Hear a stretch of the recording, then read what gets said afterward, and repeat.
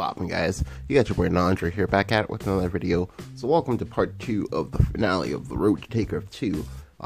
Series once you go ahead and try to get 25 O's to get the nice sweet Taker of 2 flare. Just be like, hey, I'm better than you. JK, not better than anyone.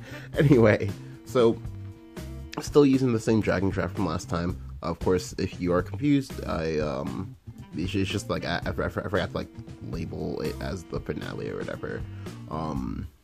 So this is the draft right here. Yeah, like I said. So alrighty. Alright, so I believe next game's versus Sword twice. I think so. Pretty sure. Yeah, okay, I was right. Alright, so versus Sword, right, this like Sword I think is like tier 1 even after the Weathered Vanguard nerfs, although I think I played these before the Weathered Vanguard. No, I think I played them after. Okay, I played them after the Weathered Vanguard nerfs, never mind. But still, Sword is still really good.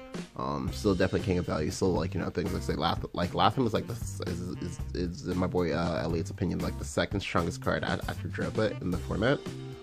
But there's also things like, say, Apostle as well as Octrice are still really good too. So, and of course, the main man Baus with the potions, or it's not potions, bombs. I'm sorry.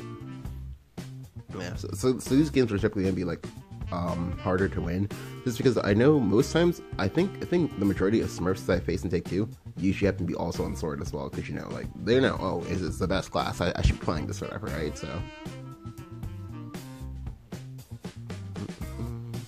So, I mean, that being said, I'm still feeling like pretty relaxed, just because I know my draft has what it takes, and I can play the game just because again I got to draft Ramp Dragon because so I'm basically I'm in the zone. I'm in my comfort zone, and that's like feels pretty good. So I believe I toss back. Yeah, I keep the Warbreaker, but I toss back the Frenzied. Frenzied is a little bit, like, even the Frenzy is ridiculous. It's a little bit too slow for what's going on here. Also, every now and then I find people who like play around Frenzy Jake in like some like immaculate way, somehow knowing that like I have the Frenzied. Anyway, so my hand is really good. He plays Bear Knight out here. So because he plays Bear, I believe we go ahead and combo. I believe we go ahead and like answer that with me playing out White Worm. I play out White Worm here for two reasons. One, the biggest one is that like, oh, he's never gonna remove the White Worm because there's a ward. Because he has a ward, right? So, and because White Worm itself is not a ward, he's never gonna remove White Worm. Most likely, he's just gonna go ahead and go face and keep developing, which is smart. It is what you should be doing. Two, I know he'll never play Octrice and Steelhead because that's a giant ass waste on Octrice. So unless you just have drafted multiple, and he has like both of them in his hand, right? But more often than not, it's gonna be a giant waste. And as a result, he's never gonna do it. So here we see him tempo out the Weathered Vanguard. I'm like, okay, all right, cool. This is actually really good for me because again, Weathered Vanguard is one of those cards like that just like kind of fuck you up if you're like not careful. So I'll go ahead and trade here, and then go ahead and develop Aficionado. Aficionado is really good here. Next turn, most likely, I'll probably develop another Aficionado plus the Dragon's Nest to then go ahead and play Valkyrie of Order into Warbreaker. Now here he responds with Charlotta.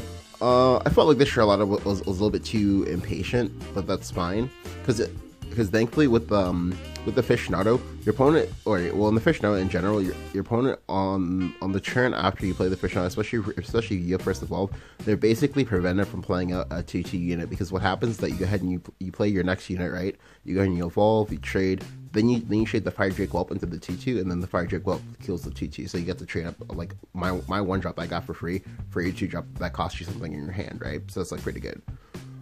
But still, he plays out the Charlotte there a little bit too early, I feel. So I go ahead and I just drop the second Aficionado. So now I have 4 creatures. He's about to have like 1. I go ahead and play the Dragon's Nest here too. So the other reason why I did this is because I knew that, again, I wanted to play Valkyrie of Order for more than a 2 drop, no matter what, because I had the hand that like let me do so. I also wanted to save the Dragon Huntress because, again, Dragon Huntress can kill Vayne off of Dragon Knights. Also, again, Warbreaker tags, that's pretty cool. So I go ahead and trade here. I made sure to evolve the 2/1. I evolved the 2/1 because like I want to be able to trade up with this Fire Drake Whelp, just because again he's Sword. He should be like making a board here most likely, right? But here my opponent plays Prim plus High Seas Hero. He then evolves the High Seas Hero to go ahead and go face, or no, to go ahead and trade. I'm sorry, to go ahead and trade. But the trade here is really bad. yeah, like this is actually even better than what I could have asked for, because now I just trade over his 2/3, then I can just kill his 6/2, and then I'll just be chilling. So I go ahead and I play with my top deck Goblin Mount Ogre. That Goblin Mount Ogre top deck was ridiculous, because again, it means I can hold the Valkyrie of Order for even later than I was already going to hold it, and that's like insane. So I go ahead and trade it. I then go ahead and sack my 2/1. I sacked the 2/1 because I don't want to roll a 50-50 twice and then lose it and then feel like awful. So I figured I might as well just make the fewest trades possible, because I'm in the commanding position. So the reason why the game state is really bad for my opponent is because like one of the few ways he can clear this is like Zeta, but Zeta dies in the trade unless he evolves it. Additionally, there's also him playing Lucius. If he plays Lucius, that's fine. However, that's still pretty tempo negative and invites in the Warbreaker to go ahead and, like, you know, mess stuff up. What else? He can evolve with I think like one or two other cards as well, but like still the point is that he's not in a very good spot now. Until he plays Fina Dynamite Daredevil. So this is actually a card that's actually seeing play and constructed as well now, because it's actually very good at what it does here, because I see he clears up my entire board for his 1/4 drop, and that's insane. Now, mind you, it's not you know, it's not amazing, but because, you know, he's pretty far behind. But in context, it's actually pretty insane. It's actually pretty insane, because again, a 3-for-1 is not bad. It's not bad at all. So I go ahead and drop the Young Warbreaker. I did thankfully pick up an Elisa off the top, so I go ahead and get to reduce that. Now this is a nice game state for me. Let me unpause so that I can talk about it. So the reason why this game state is so nice is because like two things just happened. One, I put a Warbreaker that they asked want to kill. I've been tagging cards left and right. Two, if he doesn't kill the Warbreaker, I get to go ahead and play Investigation. I get to go ahead and attack. Play Investigation. Play Investigation afterwards. You attack first. This way you automatically get the cost reduction on this and this. Then you get to play this, trade into another creature, and then go ahead and, like, you know, play the Investigation. Draw 3 cards. I've almost never been able to draw Investigation for 3 cards and have that actually be a good play. But unfortunately, he is able to kill it with Craving Splendor, so I'm now immediately disappointed. But that's fine, because apparently Craving Splendor was the entirety of his turn, so that's good, because it means I can still play this Investigation if I want, and I'll still be fine. Which I believe I do go ahead and... Okay, no, I don't do it. Okay, so I just go and play Valkyrie of Order. I play Valkyrie of Order as well as Somniferous, because I want to prepare myself for the what if he has like Weathered Vanguard, because like I kind of figured, you know, that would be like the one card that would like cause him to like want to like think twice about what he's doing. But instead he plays a Catalina. Catalina would have been good last turn. I'm kind of surprised he didn't play that last turn now that I think about it. Maybe he just really didn't want to get the tags, but it's fine. I go and drop the Young Investigation here. I believe I do use my last evolve here, because I don't want to use the Elisa, and I wanted to play the Nest as well. I also wanted to hit base for 4. But that's like really ambitious. But I like doing this because like my creature is a 4/4, so it doesn't die to Proto Baja. I can kill Proto Baja with like 3 different cards in my hand, so that's pretty good. He can't really develop for fear of, oh, well, what if he has like Stormy or something like that? Like, what if he has Ozzy? Like do I get like messed up? So I'm also really healthy as well, so I don't think I can die from the spot. He plays Chromatic Duel here. I'm like, oh, okay, like, but that doesn't actually do anything. At least not by itself. Yeah, so he does that into Ballast. I'm like, oh, okay. So that still doesn't do anything, because you have to sack the Chimera and then sack your Vals card. And that's still really bad, because like you only have a 2/1 and a 1/1. So I think I probably would just like try to take the damage somehow. I don't know. Anyway, so this opens up the door for me to play pretty much whatever I want here. So I believe what I go ahead and do is I'll just go and drop the Young Elisa. I go and trade into the Vals.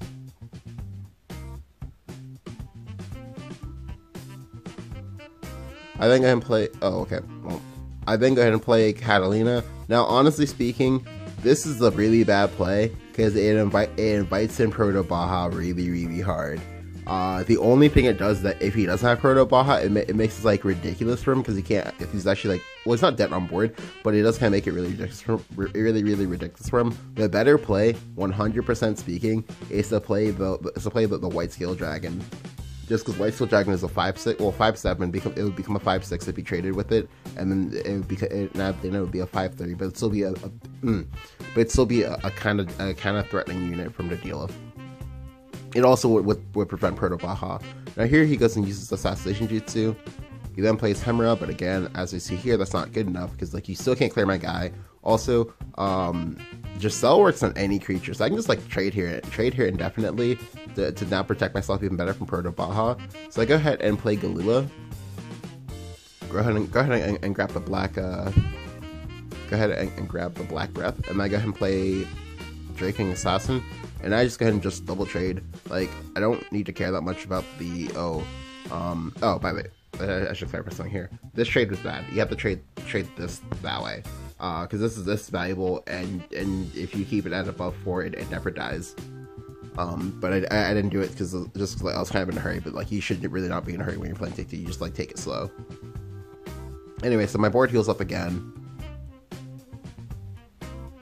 Then he plays Divine Retribution. He misses on the correct target. Like although I guess I was like better end of the 2 and 3.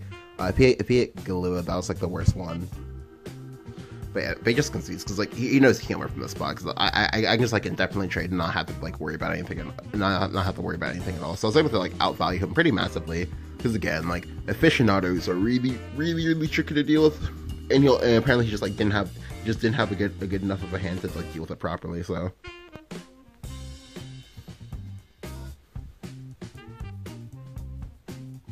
All right, so next game. This will be the second sword game, right? So, like I said, like after the last one was like, yeah, I'm feeling pretty confident just because again, like that dude got bodied. He got dropped on his neck. It was, it felt pretty good. It felt pretty good indeed.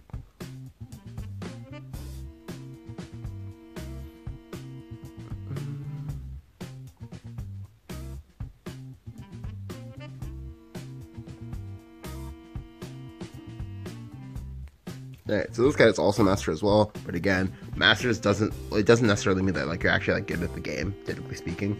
It just means that you're able to play the game. Anyway, so I have the Oracle. I believe I keep. Okay, no, I don't keep the Lisa, but I definitely keep the Oracle in the 2-drop. Right, so again, I have a nice like ramp dragonish start, which I can play Oracle. I am going second. That is something to be afraid of because you can get like out tempoed, but I have the aficionado in hand, so I feel kind of confident I can do this. I also have Blazing Breath as well, so I'm like, okay, no, fuck this, we're doing this. Now he plays Oathless Knight here. Oathless Knight is like quite literally one of the best 2-drop he could have had for this situation. It basically blocks my Elisa, so it's actually like really annoying. I'm still going for my play though, because obviously like why keep the card if you're not gonna go for the play, right? So I gotta go for the play anyway. He plays Chloe out here. I'm like, okay.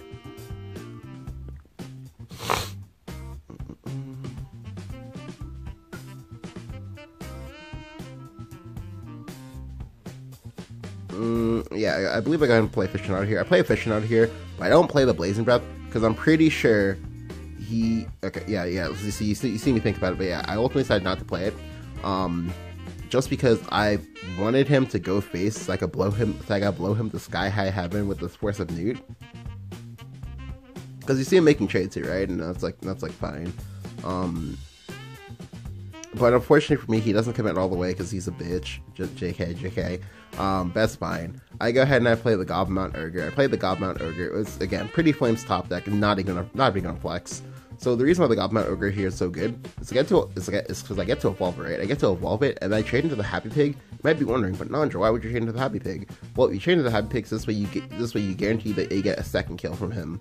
Because unless he has exactly that 1/4-drop, the Battlefield Beauty, unless he has that, he is very difficult for him to deal 6 off of one unit that's evolving. So it has to be either that, Altea. I don't know if Pollux is in the format, but Pollux is in the format. He can like use that as well, but I really don't think it is. So yeah, so basically his removal options are limited, and based on I'm trying to set up a situation which I get 2 kills, or which I get 2 trades instead of 1 from him. But here we see him go ahead and drop the Young Accolade. I'm like, okay. So we can see that means he's probably kind of desperate, or he's just dumb. No, okay, yeah. So the kind of reeks of a little bit of like desperation there, and ultimately, like as you see there, I also got to play around, also got to conveniently play around the assassination jutsu because again, I had a nice breakpoint. Breakpoints are pretty important. You know, I wasn't going for that one. I was just like, oh, this is a nice cute thing that just happened to happen. Anyway, so I believe here I go ahead and play the glue off the top deck because again, I just want to develop because like if I'm able to develop and Sword isn't, that's pretty good. Just because like I'm basically beating Sword at their own game plan, and Sword unfortunately is not a class that like if you beat them at their game plan they have like nothing. They just have nothing. But we see him go ahead and drop the young Allarday. I'm like, okay. We see him go ahead and use the Frosting Spear immediately. Don't do this. Literally do not do this. So the reason why this is bad in my opinion is because like at least have some mystery, like at least, you know, let me think that, oh, well, maybe you got the Flare Wing Spear or whatever, or you know, like make me fuck up, misplay somehow, and then just, you know, drop me on my neck. But if you do it like this, I know exactly what you took. I don't really have to play around anything. I don't really have to play around anything. Also, it's just, I don't know, like it's just not good form. It's just not good form at all. Anyway, so he makes a trade. So now I get rewarded for holding onto that Blazing Breath for so long. So I'm just going to drop the Young Blaze. I also going to play the Investigation. I played it here because I felt like it was fine. I couldn't really get punished for it. If you have Weather Vanguard, that was fine. He does, in fact, I actually have the Weather Vanguard. I'm like, oh shit. But that's fine, because 1, Weather Vanguard got nerfed. 2, I have Force. 3, I'm able to top deck like a monster. So I'm just going to drop the Young Force. And then play the Eliza, and then just gonna trade into those guys. So it's really nice because like basically like they can drop up to like they can drop up to like 6 copies of those. But typically speaking, most people will only have about like 2, maybe, sometimes 3. But usually it comes at the cost of something. So usually you almost never see it that often. Now here he plays Front Line Cavalier. I'm like, oh no. Yeah. So this part sucked. I mean, I still stand by my play because especially because of what happens here. Because when she makes the trade, but his guy actually dies because again, Eliza's very nice. But here he plays the second front line. Like, okay, so I don't really like that play for a lot of reasons, but because we'll see me go ahead and just drop down the Warbreaker here. I believe I think I don't play anything else out just because I want to try to guarantee my targets, but because like basically what I'm hoping for is that I get to like hit Giselle plus one of my 2-drops, so this way I can go 2-drop Giselle. But unfortunately I don't get it. And it also lands in the weirdest possible way in that like it tags the Serpent, which I was always going to play. So now I can't even like, because I still have to play up the Giselle, because if I play out Giselle here, it becomes really annoying for him because I start healing up. And it makes, again, it starts taking out certain breakpoints, clearing me. So it'll still be the play for sure. It's just like kind of awkward. Yeah. Although on the bright side, it did hit the Warbreaker, so it's not like, you know, all like gloom and doom or whatever. Because hitting the Warbreaker is actually kind of cute because I can go ahead and make some plays with that. But here we see him go ahead and drop the young Lucius. I'm like, okay. So Lucius is pretty good because again, it could have been Proto Baja, but it wasn't. So. Because we will see him go ahead and drop the last Evo there because he knows he cannot have this Warbreaker hit base again, because I drew 3, right? I drew 3 at some point. So what if I have other dragon cards? If I have other dragon cards, that becomes a problem because then I start getting start getting tags and start getting value, and it's a problem. However, he didn't actually answer the Giselle. Giselle also means that if I make trades and I don't die, my units just become stronger. But we do see him go ahead and play the Valus here. I'm like, okay, what are you playing the Valus for? He then plays Treasure Map. I'm like, okay, shouldn't you have started with Treasure Map first? But that's just me, whatever. So I do have the Warbreaker here, which I believe I'll get into just a Warbreaker trade. Yeah, well, first I'll go ahead and Dragon Horde first, because the Dragon Horde is actually pretty nice. Yeah, and I'm just trying to tag some 2-drops, so this way this gives me the most possible chances to tag multiple 2-drops. But unfortunately, I missed the roll again. And I actually landed the tag on the Dracowing Assassin, which even then, it's not completely awful. It's just it's really awkward looking. Well, that does mean that later in the future I can go ahead and go Dracewing Assassin plus Black Breath plus Maelstrom Dragon, which is kind of cute. But here he top decks the Lance of the Tempest. At least I'm pretty sure this was top deck. He then trades into my Warbreaker. Honestly speaking, he messed up here. He really messed up, as you'll see in a second. Because he did have Fail Spellbomb, so yeah, he did them in the wrong order. If you train into Giselle, you still clear the same amount of things, except to keep your guy, right? It's not even keeping your guy better. But you know, like I said, like it's just one of those. He's probably just like tilted at this point, because like I just like he got wrecked. Like how do you go first versus Dragon and you like follow this part behind where you've only dealt 5 damage to me, and yet I have some more cards. I have some more like options than you. Anyway, so I go ahead and drop the young. I go ahead and finally drop the Valkyrie Order, make it a 7/7, because how do you get rid of it, right? He has to have like another Lucius, and if he doesn't have it, he just dies. I also play up the Dragon Huntress as well. It's this way he's basically blocked from playing out big boys. So he picks up Legendary Fighter. I'm like, okay, do you have Spell plus Rush? So that's Investigation. So he's digging for it. Before anyone asks me, yes, he actually can in fact clear this, as long as he picks up Age-Worn Weaponry. It would have to be exactly that, nothing else. But unfortunately, he doesn't get it, so basically that becomes kind of a punt. So unfortunate. I actually don't even know if he had it or not. He might not have had it. I don't really know. Anyway, go ahead and play up like a young Catalina, and then go ahead and play the Dracewing Assassin. I go ahead and smack him in the mouth for 10. I'm like, okay, well, it's your move. You're probably dead though.